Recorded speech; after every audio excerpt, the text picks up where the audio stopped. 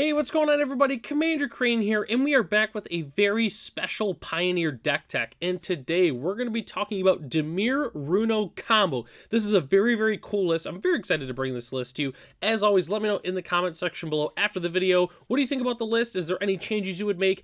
And as always, if you have any suggestions for upcoming videos, feel free to let me know in the comment section below. And speaking of suggestions, this deck list is from Ralphie. I got it from him on Twitter. He's a very active member of the channel below. He sent this list to me, and this list is awesome. This is one of the coolest deck lists I think that have ever been featured on the channel here. At the end of the video, if you have any suggestions for him, or let him know why he's playing specific cards or not, feel free to go ahead and refer to him, because this is his deck. I'm not a huge expert on it, but I can definitely kind of understand what's going on here. It's very cool. Huge shout out to Ralphie, longtime viewer of the channel. Let's go and hop into the video here. So, the main engine of the deck, our main win condition, is Runo Stormkirk. It's a 1/4 flyer for 3. When it enters the battlefield, put up to 1 target creature card from your graveyard on top of your library. At the beginning of your upkeep, look at the top card of your library. You may reveal that card.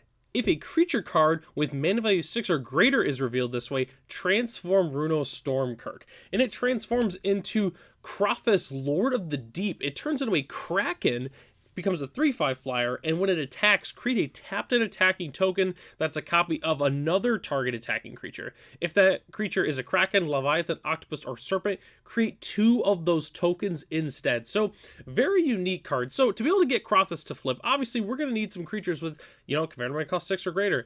And River Serpent and Striped Riverwinder are perfect for that. So, obviously, we can cycle them, before we play the Runo itself. We go ahead and cycle it, we discard, draw a card, which is great, and then when it enters, we go ahead and just put it back on top. And then our next turn, obviously we go to our upkeep and we reveal it, and boom, we immediately flip into this, which is fantastic. And then guess what? Since we played this last turn, we can go and attack with Krothis.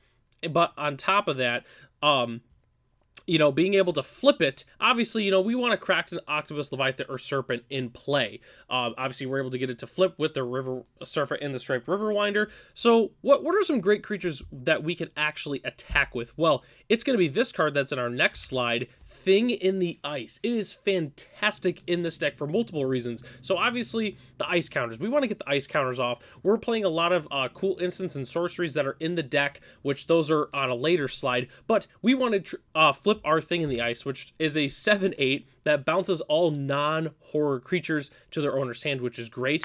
Luckily for us, our main engine of the deck is a horror, so it doesn't get bounced. But essentially, we get all of our opponent's creatures out of the way, and we just swing in, and guess what? It's a Kraken. So we're getting 2 copies of Awoken Horror. We bounce all of them, and we attack in for massive damage, and that's generally how we're going to win the game. It's a very unique combo. If we're able to get it to go off, which is not unreasonable, we're just going to bounce all of our opponent's creatures, and they're just going to die, which is just really cool.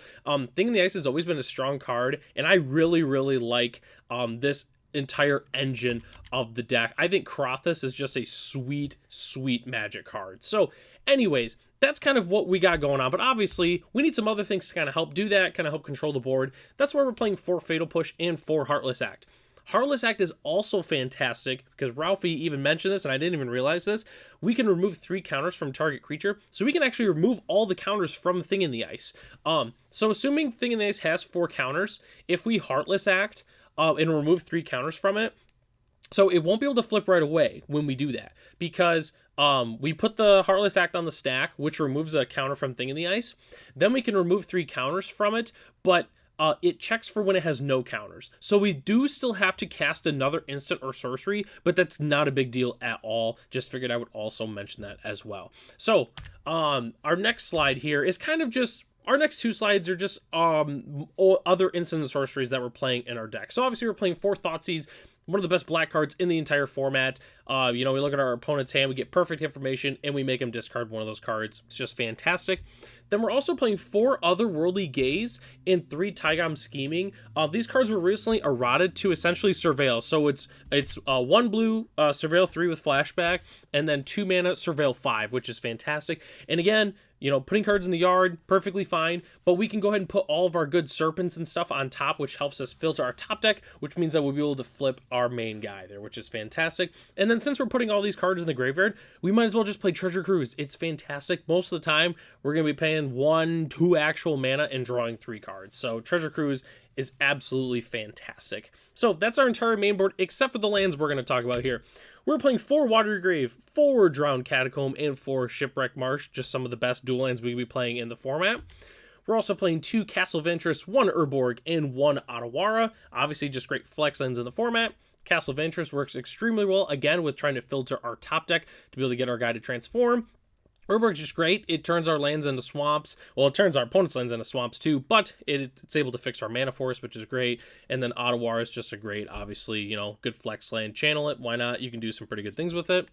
And then rounding out our lands, we're also playing 1 Glasspool Mimic. I decided to put this in the land slot just because it's, you know, it's a land and it's a non-land. I always kind of consider these more of lands, but obviously it's great because we can have it enter as a copy of a creature we control, which also works great with Thing in the Ice. So if it enters as a copy of Thing in the Ice, it doesn't get any of the counters, so we just have to cast 1 spell to be able to get it to transform. So Glasspool Mimic is definitely very good with Thing in the Ice. And then rounding out our lands, we're playing 1 swamp and 4 islands. As our spicy basic land of the day, I decided to play the awesome Crimson Vow lands, just because, you know, we've got like the Woken, the horrors and stuff like that, very Innistrad themed. And, you know, like the swamp there, definitely very marshy. And then the island has got like that shipwreck that's kind of going on there. It's a very, very cool island art for sure. So that's our entire main board, but don't go anywhere yet. We still have to talk about the sideboard that we're playing and some budget options. So this sideboard, again, is pulled right from the original list here. So we're playing 1 Illness in the Ranks. Fantastic against those creature tokens. If our opponent's playing creature tokens, we bring this in, we play it, boom. They're getting -1/-1. It's a fantastic card. We're also playing 3 Make Disappear. Just a fantastic counterspell for the format. It's flexible. You bring it in against really any deck for the most part. We're also playing 2 Damping Sphere and 2 Weathered Runestone. Obviously, the main reason those are good is for like the mono green matchup. It's definitely very good in that. Damping Sphere is also very good in the Lotus Field combo deck. Weathered Runestone is also just good against any deck, like Collected Company. If they're putting any non-land permanents into play, we just go ahead and bring in the Weathered Runestones. They are fantastic. And then rounding out our sideboard, we're playing 2 Mystical Dispute.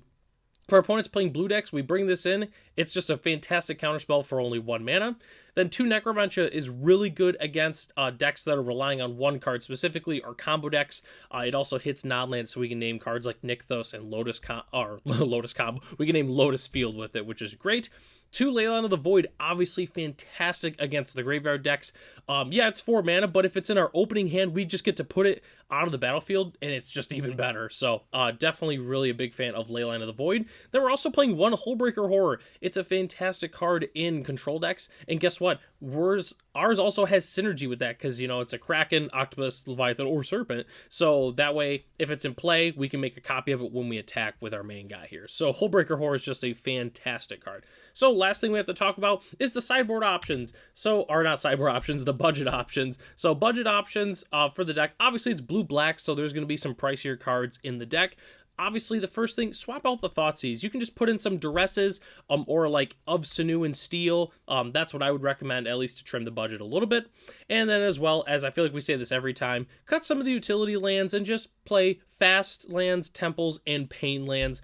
The utility lands being like Urborg and Otawara. Castle of Interest is actually very, very cheap, so that's what I would recommend personally if you're looking to try to trim a little bit of the budget on the deck. But as a whole, though, this deck is not very expensive. You know, we're mostly just playing a lot of the good commons and uncommons with a couple good synergy cards like Thing in the Ice. So overall, the deck is very, very cheap. So we've reached the end of the video here. I'd like to thank everybody for watching this video. Huge shout out to Ralphie. This was a sweet list. Let me know. I didn't even really know really about this kind of deck or synergy or anything before he actually sent me the list. So let me know in the comment section below, what do you think about it? So I'm Commander Crane. Thanks for watching. Feel free to go ahead and put in any spicy deck lists that you have that you'd like to potentially have shown off on the channel. Just go ahead and put them in the comment section. So I'm Commander Crane. Thanks for watching, and I'll catch you in the next one.